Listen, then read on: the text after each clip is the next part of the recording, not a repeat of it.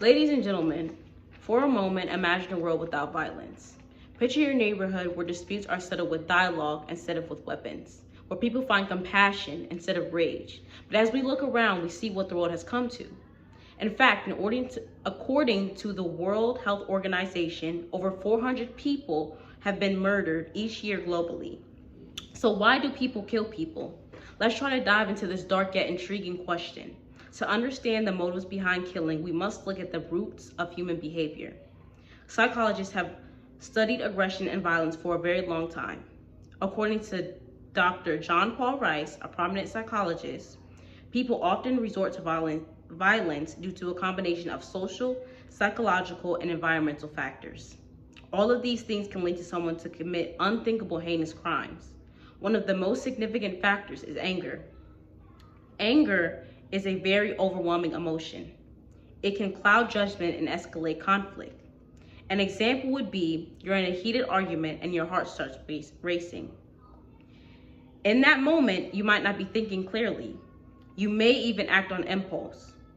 According to the National Institute of Health, many violent crimes are committed in the heat of the moment, driven by emotional responses rather than premeditated intent. But anger is not the only factor. Social influence also play a critical role. We live in a society where violence is glorified, unfortunately.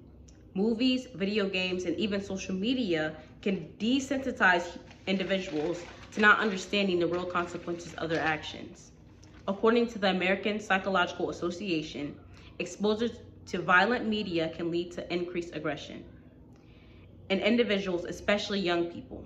When violence becomes normalized in our environment, it can blur the lines between right and wrong. We must consider the impact on mental health. Many individuals who commit these violent crimes suffer from untreated mental health issues.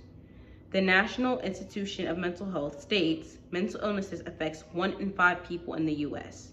and can lead to increased impulsive behavior if these individuals are not treated with the care that they need.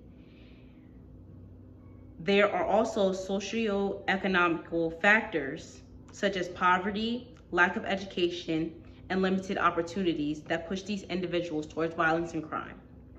When people feel trapped with no way out, they may resort to desperate measures.